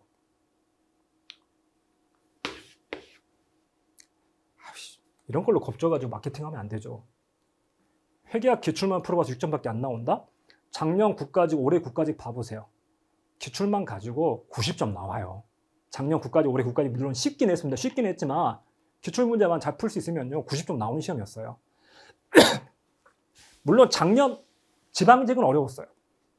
작년 지방직은 좀 난이도가 어려워가지고 되게 지역적으로 이상하게 나왔거든요. 그래서 그 시험 같은 경우에는 그래도 70점이지 60점은 아니에요. 기출만 풀어봤으면 작년 지방직 같은 경우에 70점 정도 나올 겁니다. 자, 그래서 60점밖에 안 나온다고 공포 마케팅이고요. 자, 그래서 보통 기출 풀어보면 한 7, 80점. 7, 80점까지는 커버가 되는데 조금 불안해요. 그러니까 7, 80점 커버한다는 게 합격선이 한 80점 정도니까 조금 불안하잖아요.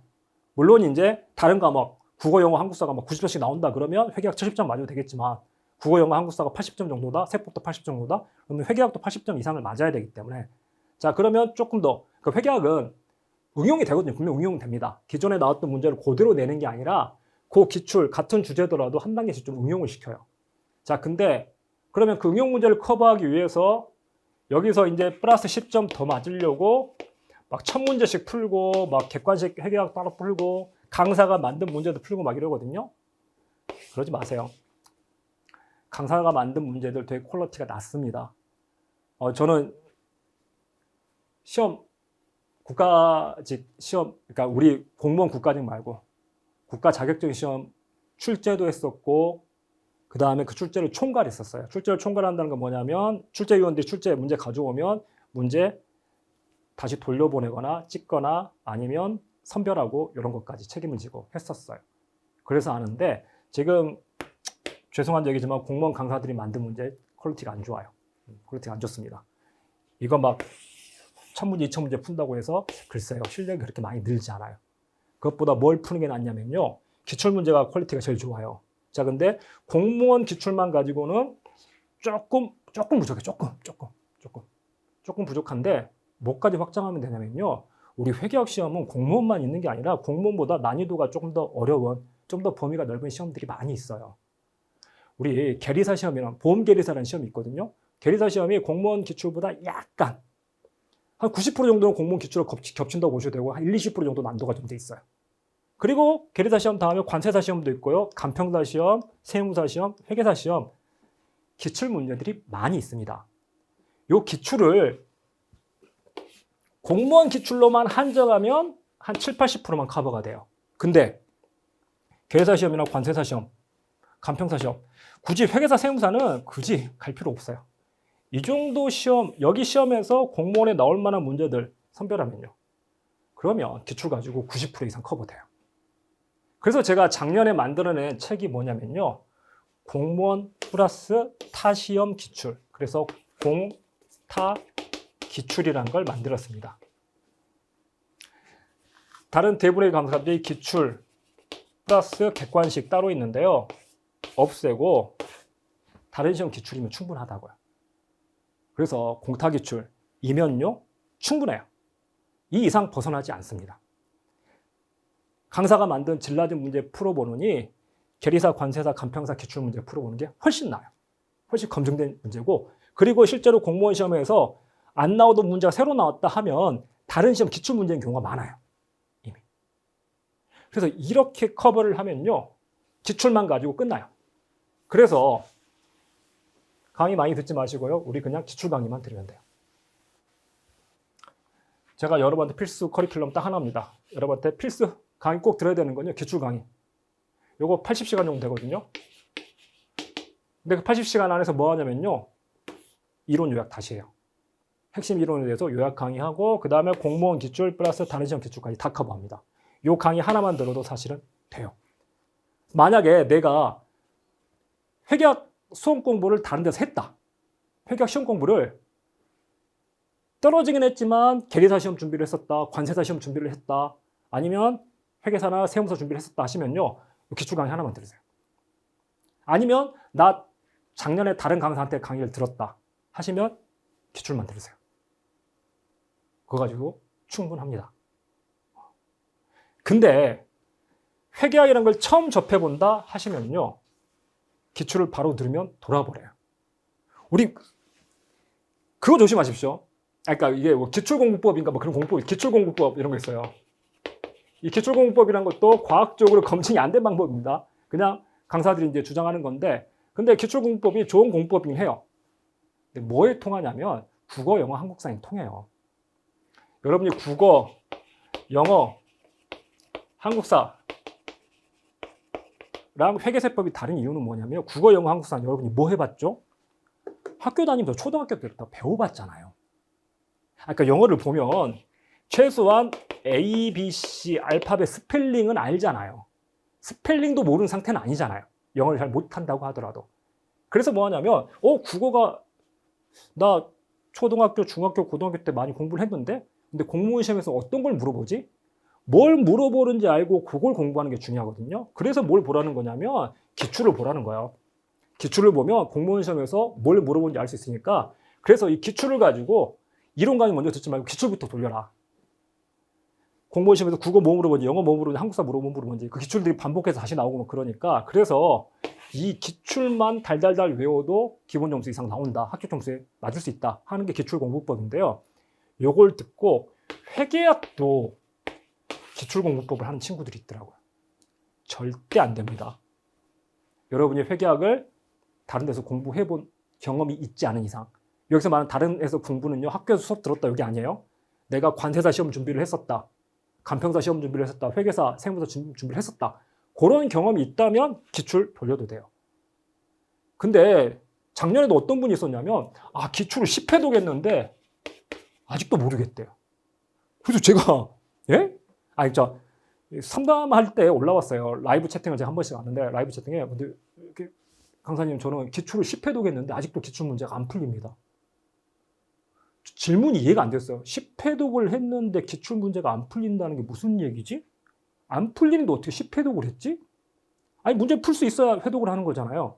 그러니까 기억이 안 나서 다시 틀릴 수는 있지만 보면 이렇게 푸는 거지라는 건 알아야 되잖아요. 근데 10회독을 했는데도 어떻게 푸는지를 모르겠대요. 그래서 뭔 얘기인가 했어요. 나중에 알고 봤더니 요걸 한 거예요. 그냥 누가 보니까 기출공법, 기출만 보면 된다더라 해서 기출을 10회독 한 거예요. 그냥 문제 보고 해설 보고 답이 이거구나, 해설 이렇게 푸는 거구나, 문제 읽고 해설 읽고 문제 읽고 해설 읽고 10회독 했대요. 국어, 영어, 한국사는 해도 돼요. 문제 읽고 해설 보면 뭔 얘기인지 아니까. 근데 이거 뭐 한 거냐, 여러분 이렇게 생각하세요. 내가 영어를 공부하는데 영어를 한 번도 공부해 본 적이 없어요. 그래가지고 알파벳을 몰라. 알파벳을 모르고 이거 뭐야, 이거 뭐 에펠탑 같이 생겼네? 그 에펠탑 이러는 거야. 이건 뭐야? 배 나온 곰 같이 생겼네? 배 나온 곰. 이건 뭐야? 이거 뭐지? 이거 달팽이? 이렇게. 그래서 막 에펠탑, 곰, 달팽이 이러고 있는 사람이 10회독 하면 영어를 알까요? 헛짓거리 하고 있는 거죠. 회계학을 공부 안 해본 사람이에요. 회계학을 공부 안 해본 사람은 ABC를 모르는데 문제를 읽는다고 알겠냐고요. 10회독 하고 절대. 그래서 그냥 기출을 보고 다른 시험 준비를 하거나 하면서 수험 공부를, 회계학 수험 공부를 해보신 분이 있다면 바로 기출로 가도 되는데 상당수 분들이 수험 공부를 해본 적이 없을 거예요. 그러다 보니까 이 기출 문제를 이해하기 위한 기본 지식이 필요해요. ABC를 알아야 된다고. 그래서 뭐가 필요하냐면 이론 강의를 듣는 겁니다. 조심하신 게 이론 강의가 더 중요하지 않습니다. 절대. 기출 강의가 더 중요해요. 답답한 게 뭐냐면 그래서 이론 강의 들으라고 했더니 이론 강의를 어떻게 듣냐면 이론 강의를 막 3번씩 들어요. 한 번 들었는데 이해 안 된다고 다시 듣고 강의를 한 번 더 듣는다고요. 하지 마세요. 반복해서 회독은요, 기출문제를 회독하는 거지 이론서를 회독하는 거 아닙니다. 여러분이 진짜 잘못하고 있는 공부 중 하나가 이거예요. 이론서 회독하고 있는 거. 강사들이 그 얘기하죠. 자기 시험 문제에서 자기 책에서 100% 다 출제됐다고. 100% 적중 이 얘기한다고요. 100% 적중하면서 무슨 얘기를 하냐면 자기 이론서에 있었다는 거야. 이론서에. 막 중요하게 강조하진 않았지만 그 이론 읽어보면 뒷부분에 여기 조그맣게 적혀 있었다는 거예요. 그러니까 100% 적중. 그래서 뭐냐면 이론서를 많이 읽어봤어야 된다. 그래서 이론서 회독을 해야 된다.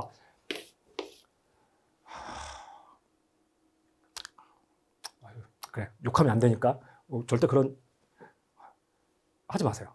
이론서를 회독하는 거 아닙니다. 기출을 회독하는 거고, 기출을 회독하기 위해서 이론 강의를 공부하는 거지 이론서 회독해라? 이론서 회독한다고 여러분 거 절대 안 돼요. 여러분 천재가 아니잖아요. 이론서 회독해가지고 그걸 다 알 수 있다? 그 구석탱이 적힌 걸 알 수 있다? 여러분 자폐증이에요, 그거. 안 됩니다, 절대. 책을 읽는다고 여러분이 그거 기억할 수 없잖아요. 그래서 내 이론서에 있었으니까 이론서를 회독했으면 이번에 100점 맞을 수 있다. 이딴 소리 하는 강사들은 자질이 없는 거예요. 죄송하지만. 이론서는요, 한번 듣고 이론 강의 한번 듣고 모르잖아요. 넘어가세요. 문제를 풀어봐야지 알아요. 그래서 어떻게 되냐면요, 원래 공부라는 게 뇌과학에서 이렇게 나온다니까요. 이론을 들었을 때는 알 듯 모를 듯 해요. 알 듯 모를 듯 한데 문제를 풀어보면 알게 된다고요. 그래서 문제를 풀어보면 알게 되는데 이걸 계속 있잖아요. 계속 세모예요. 계속 세모예요. 문제를 풀어봐야지 정확히 이게 핵심이 뭐고 어떻게 적용이 되는지를 알게 된다고요. 문제를 풀어봐야 냈게 돼요. 그래서 문제를 풀어보기 위해서 이론을 공부하는 건데 이론을 계속 회독하고 있으면 계속 세모예요. 이런 경우가 분명히 있습니다. 이론을 모르겠으니까 기출도 안 풀리는 이런 경우가 있어요. 그럼 이 경우에만 안 풀렸을 때 이렇게 다시 가가지고 다시 읽어보세요. 그래서 이걸 세모로 만드세요. 그러고 나서 문제를 다시 보면 이게 동그라미 바뀐다고요. 그래서 이런 것들만 발췌도 기출 문제를 풀어보다 문제를 도저히 모르겠다, 해설을 봐도 모르겠다. 그러면 그 부분에 대한 이론을 다시 한번 읽고 다시 한번 정리를 해보는 거. 그건 필요하지만 이론을 완벽하게 알 때까지 기출을 안 나가겠다? 진짜 바보 같은 짓이세요. 이론을 일단 한번 들으시고요. 세모의 상태에서 문제를 풀어보세요. 그래서 문제가 동그라미가 되면 얘도 동그라미로 바뀌는 거고요. 근데 세모의 상태에서 아니면 X인 상태에서 얘도 봤다 얘도 X더라? 그럼 다시 와가지고 요건 다시 한번 읽어볼 필요가 있어요. 그렇게 할 필요는 있지만 이론을 완벽하게 알 때까지 회독하고 있는 건 진짜 바보 같은 짓입니다. 수험 공부는 절대 그렇게 하는 거 아니에요. 자, 이론 강의가 어떻게 되냐면 우리 재무회계가 있고요. 세무직은 원가회계랑 정부회계까지도 수험범위에 들어오죠. 관세직 같은 경우에는 여러분 재무회계만 보시면 됩니다. 자, 근데 재무회계가 강의가 제가 80시간이에요. 80시간 넘어요. 사실은 이건 재무회계 강의가 좀 길어요. 그러니까 제가 커리를 줄인 대신 뭐 기본 심화 따로 두지 않는 대신 얘는 좀 자세하게 했어요. 자세하게. 한 번 할 때 다 알라는 건 아니고 자세하게 그 백그라운드를 들어봐야지 문제 풀이를 위한 준비가 되거든요. 그 준비를 하기 위해서 자세하게 썰을 풀어놓은 거예요. 80시간 정도 되고 원가 정부회계는 합쳐서 40시간이면 됩니다. 그리고 기출 강의 80시간이거든요. 3개 더하면 딱 200시간이잖아요. 제가 이 강의를 200시간 안에 끝내는 거예요. 그래야지 여러분이 1년 안에 합격할 수 있기 때문에. 그래서 이렇게 짜져 있고요. 여기에다가 이제 강의는 이걸로 끝내고요. 뭐 해라? 문제 많이 풀어보시라고, 문제. 그래서 문제를 많이 풀어보기 위해서 모의고사를 구성을 합니다. 여러분, 기출, 대부분 강사다 기출 끝난 다음에 뭐 하냐면 객관식 강의예요, 객관식. 근데 이게 안 좋은 게요. 객관식을 여러분 진도별로 풀거든요, 진도별로. 강사가 만든 문제를 또 진도별로, 주제별로 푼다고요. 이게 공부 효과가 없어요. 이것도 실험, 어떤 실험이냐면요. 여러분 공부를 할 때 A라는 주제랑 관련해서 쭉 A 공부하고, 그다음에 B 공부하고, C 공부하는 거예요. 재고자산에 대해서 쭉 공부하고 끝나면 유형자산 쭉 공부하고 끝나면 금융자산 공부하고 이런 식으로. 이렇게 공부하는 방법하고 이게 1번. 2번은 뭐냐면요. 공부를 하는데 A, B, C로 하는 거예요. A, B, C 이렇게.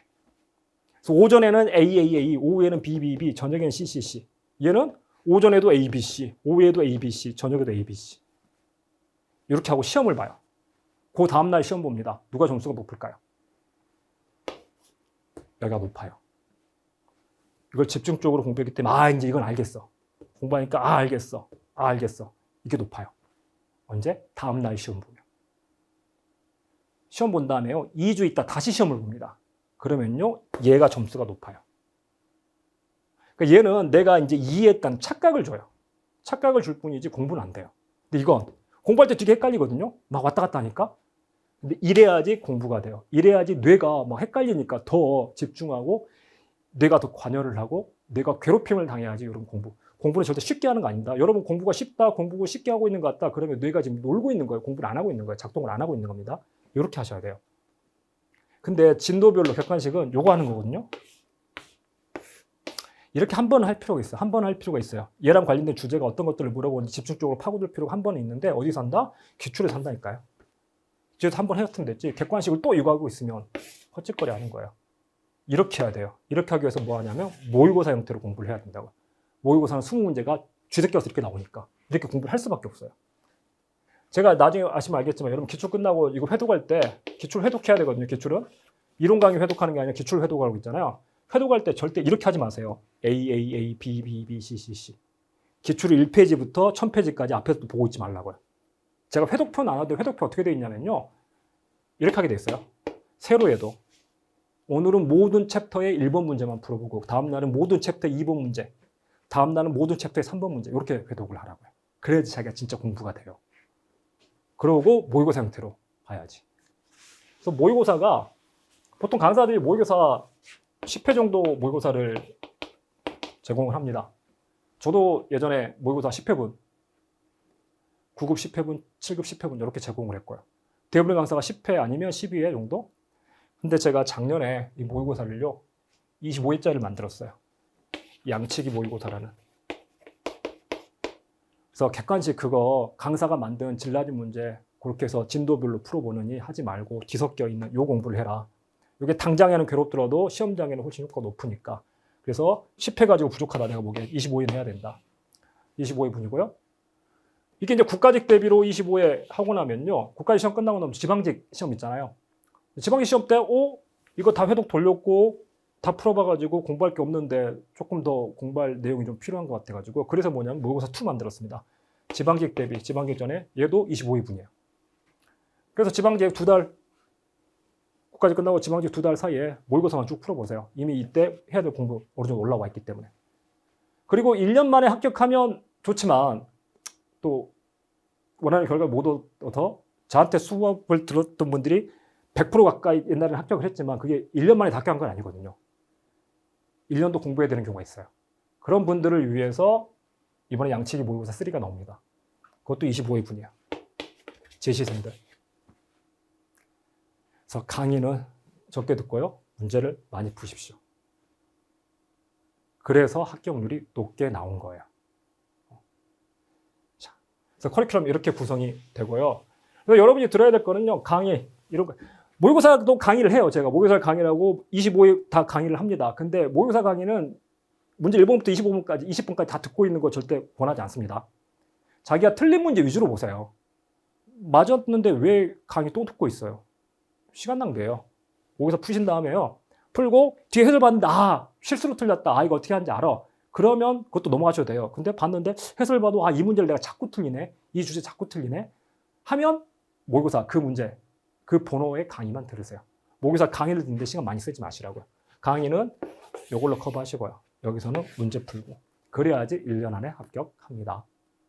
연간 일정 알려드릴게요. 연간 일정 어떻게 되냐면요. 이미 저 강의들 다 찍어놨어요. 제가 작년하고 올해 회계학 바뀐 내용 없습니다. 업데이트. 그것도 속지 마세요. 해마다 무슨 개정된 내용이 있으니까 책을 다시 사야 된다고 그러는데 작년에 저한테 들으셨던 분들은 올해 그냥 그 책 가지고 그대로 공부하시면 돼요.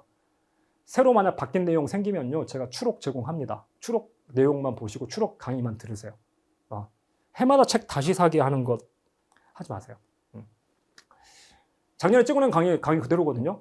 제가 온라인으로 찍어놨기 때문에 그 파일 그대로 활용하고 일부 바뀌는 내용이 있으면 그 부분만 업데이트하고 조금 제가 작년에 찍었던 설명했던 내용 중에서 수강생분들이 이 내용을 한 번에 좀 이해를 못하더라. 조금 더 보충 설명이 필요할 것 같다. 조금 업그레이드를 해야 될 것 같다 하는 부분만 다시 찍어가지고 덮었을 거예요. 그래서 이미 강의 지금 나와 있고요. 언제 올릴 거냐면 이렇게 올릴 겁니다. 재무 이론 강의 6월, 7월에 올릴 거예요. 6월 달에 바로 지금 시작을 못하는 게 오프라인을 하면 지금 지방직 시험 준비를 하고 있기 때문에 오프라인 바로 못하고 지방직 대비 강의가 있거든요. 근데 저는 어차피 온라인으로 하기 때문에 바로 올립니다. 재무 이론 강의 6, 7월 2달 올라갈 거고요. 원가 들으셔야 되는 분들은 8월. 원가랑 정부에게 같이 강의 올려요. 책도 한 권이에요. 원가에게 따로 정부에게 따로 책 어차피 원가 회계를 공부를 하셔야 되는 분들은 정부에게도 공부를 해야 돼요. 원가만 보거나 정부만 보는 거 없거든요. 우리 시험에서. 그러니까 묶어가지고 하나로 책 한 권이고 강의도 한 달 안에 다 끝납니다. 6, 7, 8 이렇게 끝나고요.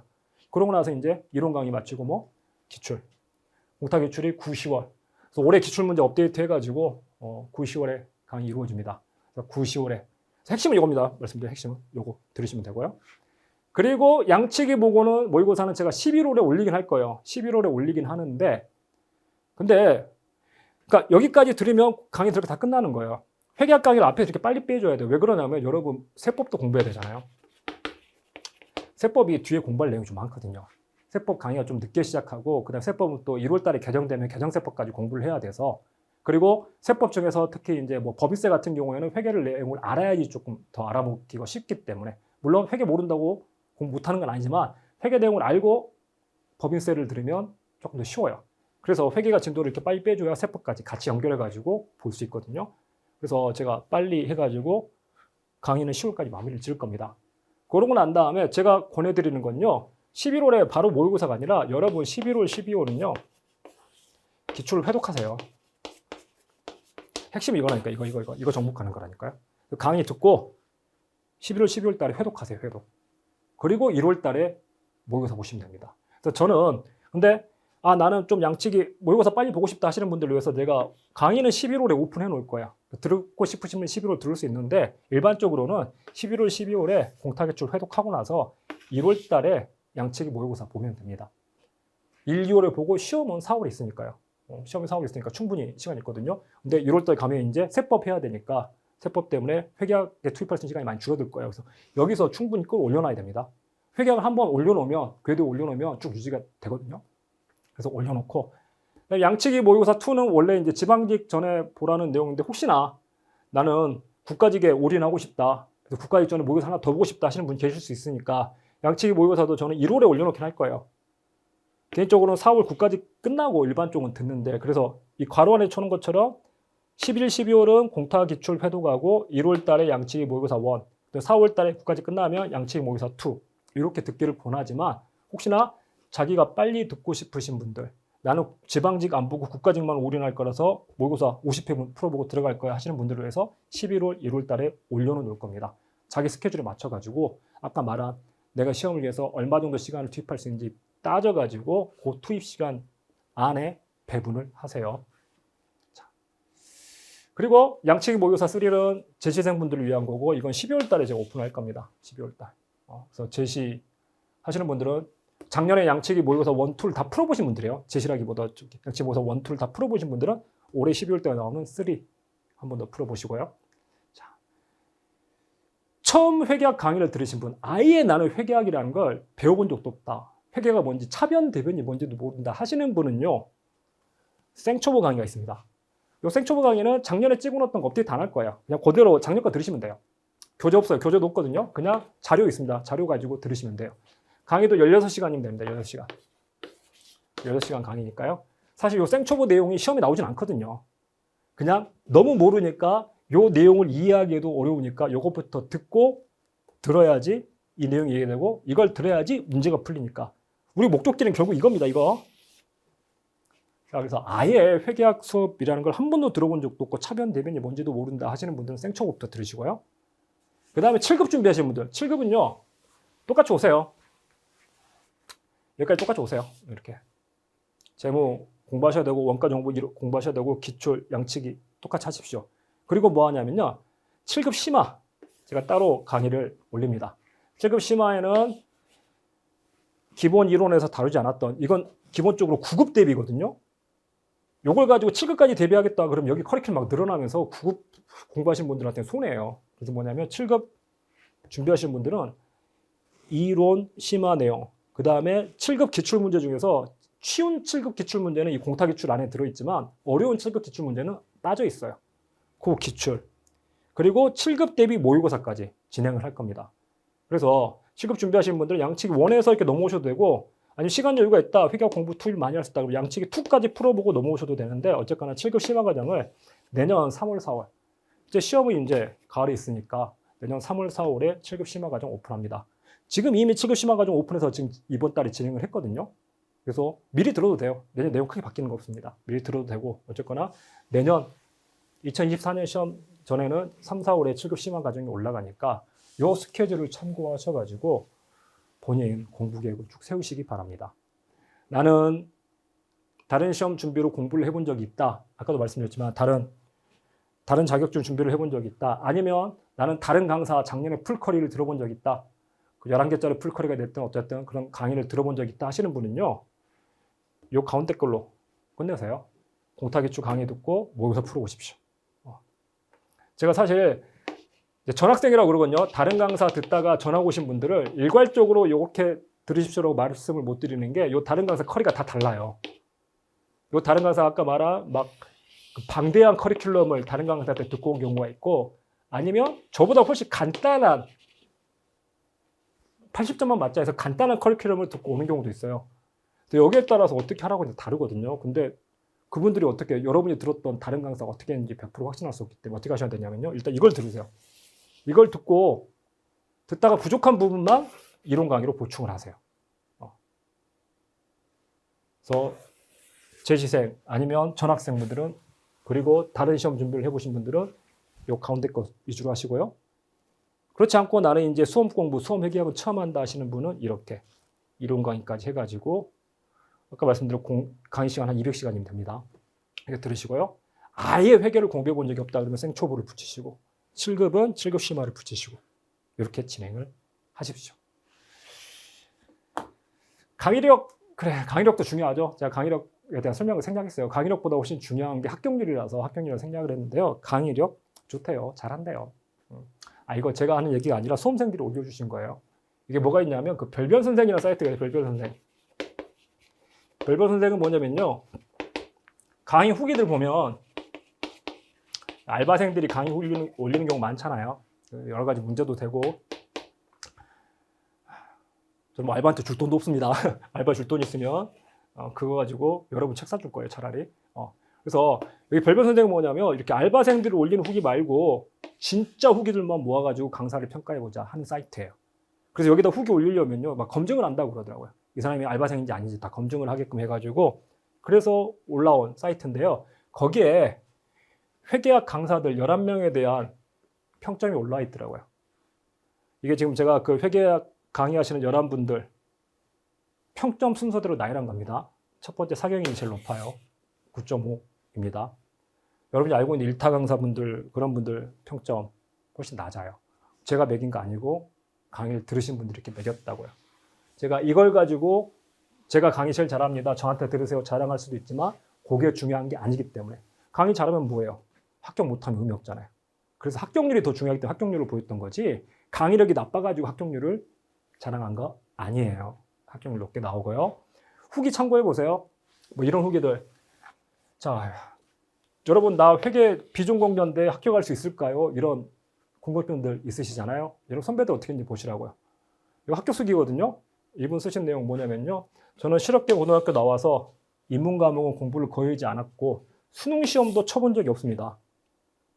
국어 영어 공부를 해본 적이 없대요. 영어는 초등학생 수준이었고 한국사 국어도 제대로 공부해 본 적 없습니다. 공무원 시험이 경쟁률이 심해 엄청난 공부량을 요구하여도 불가능한 사람은 없을 것이라고 생각합니다. 저도 합격했습니다. 파이팅 하십시오. 이분 저한테 회계학 듣고 합격하셨거든요.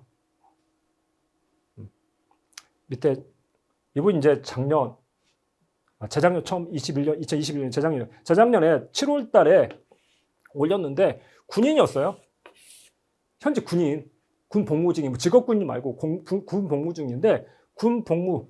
자, 전 현재 육군에서 군 복무 중인 군인입니다. 어쩌면 많은 시간을 투자하지 못하지만 당연히 군대에 있으면 공부할 시간 없겠죠. 자, 그렇지만 최대한으로 끌어모아서 공부 중입니다. 사 선생님 강의를 듣고 반드시 합격 수기도 작성한 날 오길 바라겠습니다 하면서 이제 공부 시작하면서 7월 달에 후기를 올렸더라고요. 나중에 알아봤더니 이분 전공은 음악 전공했어요. 음대 다니더라고요, 음악. 뭐 인문계가 아니라 음대. 그리고 군인. 그 다음 년 또 4월입니다. 8개월 정도 지났나요? 8개월 뒤에 뭐라고 하냐면 감사합니다 선생님. 회계학 효작 과목 성공. 군인이고 비중공자인데 95점 나왔대요. 회계만큼은 줄곧 사경 선생님을 믿고 따라왔습니다. 나중에 필기 합격되면 합격 수기 올리겠습니다. 총점 455점입니다. 합격했어요. 작년에 합격했어요. 그러니까 비전공자 분들도 겁내지 마시고요. 충분히 할 수 있습니다. 강사를 바꾸신 분들도 이런 얘기예요. 강사 바꾸신 분들, 제가 전학생이라고 말한 전학생 후기. 저는 회계 관련 전공자가 아니었지만 취업 준비를 하면서 회계 자격증을 땄었고 회계를 공부해 본 적이 있대요. 작년 7월부터 다른 강사분의 커리큘럼을 따라가면서 생각보다 내용이 많지 않길래 공무원 회계학이라는 과목에 대해 그렇게 어렵지 않다. 자격증 따로 공부해봤고 커리도 뭐 별거 없네. 자, 근데 시험 봤더니 이번 연도 국가직 지방직 점수가 45점, 35점. 정말 너무나도 큰 충격을 받았습니다. 다른 자격증 공부도 했었고 강사 커리큘럼 다 따라갔는데 저렇게 나오니까 모의고사 볼 때는 8, 90점 나왔대요. 모의고사 볼 때 8, 90점 나오니까 자신 있게 시험 봤는데 상상하지 못했던 낮은 점수가 나와서 어디부터 잘못된 건지 우울하죠. 그러니까 내가 요게 부족하구나 그러면 요거 하면 되는 걸 볼 텐데 모의고사 볼 때까지도 8, 90점 나왔는데 실제 점수 3, 40점 나와버리니까 어떻게 해야 되지? 어떻게 해야 돼? 안 보이잖아요. 그러다가 상현쌤 강의를 알게 되고 카페 문의 게시판에 글들을 보면서 처음에 그 필기노트 2분의 1 강의, 압축 강의, 이론 강의 있었거든요. 자, 들었습니다. 분명 다른 강사분의 올이론 강의를 다 들었다면 이해할 수 있을 거라고 생각했는데 생각보다 제가 모르는 개념들이 많이 있어서 적잖이 놀랐습니다. 회계학 제가 가르친 게 달라요. 그리고 죄송하지만 다른 강사분들이 잘못 가르치고 있어요. 교수법이 잘못되어 있고 회계학은 개정 과목별로 공부하는 거 아니에요. 프레임 가지고 공부하는 거지. 그 프레임을 잡고 나면 안 보이던 것들이 보이거든요. 자, 그래서 올해 올인원 강의를 먼저 수강하겠다는 생각이 들었습니다. 그리고 선생님 강의를 들으며 제가 공무원 회계학 범위는 다 알고 있다는 게 착각이었던 걸 깨달았습니다. 그러니까 프레임으로 접근을 해야지 개정 과목별로 접근하면 많이 알고 있는 것 같지만 빵꾸가 나요. 프레임으로 접근을 해야지 내가 이 부분에 대해서는 알고 이 부분에서 모르구나 이게 체크가 되거든요. 자, 이번 지방기 시험을 치르면서도 생전 처음 보는 모르는 개념들이 나와서 당황했던 게 우습게도 선생님 강의에서는 그것도 매우 이해하기 쉽게 시간 낭비라고 차마 생각하기 힘들 정도로 간단하게 그러니까 뭐 이제 커리큘럼을 짧게 가져가신 분들은 이런 내용은 시간 낭비다. 되게 어려운 내용이고 복잡한 내용인데 이거 공부하느라 시간 쓰느니 시험에 나올 확률도 높지 않은데 시간 낭비하지 말아라라고 들었었는데 한번 들어보니까 그냥 바로 이해되고 너무 쉽더라. 제낄 필요가 없는 내용이었는데 굳이 제꼈더라. 그래서 제가 공무원 회계학이라는 과목을 준비하기에 필요한 내용들을 설명해 주고 계시더라. 그래서 이번 주 내내 진작 사경학생 강의를 들을 거리라는 생각이 머릿속을 떠나지 않더라.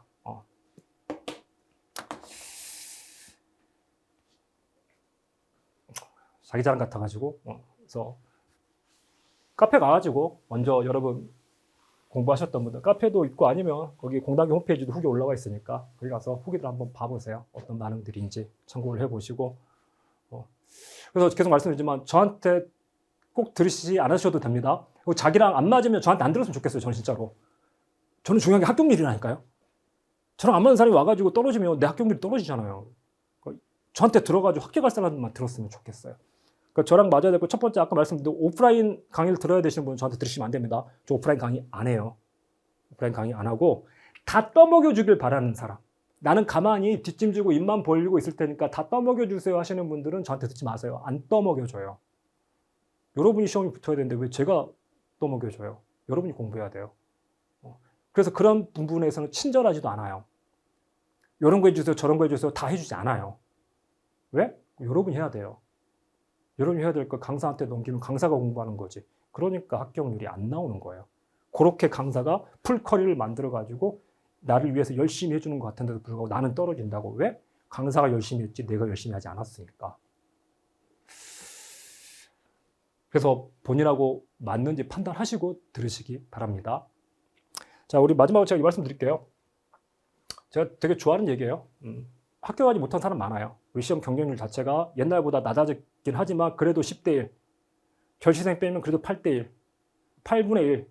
여러분 같이 앉아서 공부하는 사람이 한 20, 30명, 교실에 30명 앉아있다? 우리 3명 합격하는 겁니다. 합격하지 못한 사람이 훨씬 많죠. 그렇지만 합격할 수 없는 사람은 없어요. 지금 저한테 이 내용을 듣고 있는 분 중에 절대 내년에 시험 합격할 수 없다 하시는 분은 단 한 분도 없다고요. 여러분 누구나 다 합격할 수 있고 합격할 수 있냐 없냐는 이제부터 시험까지 어떻게 하냐. 제대로 된 방법, 올바른 방법으로 충분히 열심히 후회 없이 하냐. 여기에 따라서 달려 있습니다. 그것만 하면요. 여러분 누구나 다 내년에 합격증 받을 수 있습니다. 받고 합격수기 올릴 수 있다고요. 꼭 그렇게 되셨으면 좋겠고요. 끝까지 들어주셔서 고맙고 저한테 듣든 안 듣든 들었던 내용이 분명히 여러분 앞으로 수험 생활이나 인생에 올바른 판단을 내리는 그런 데 도움이 될 거라고 저는 확신합니다. 들어주셔서 고맙고 본 강의에서 뵙도록 하겠습니다.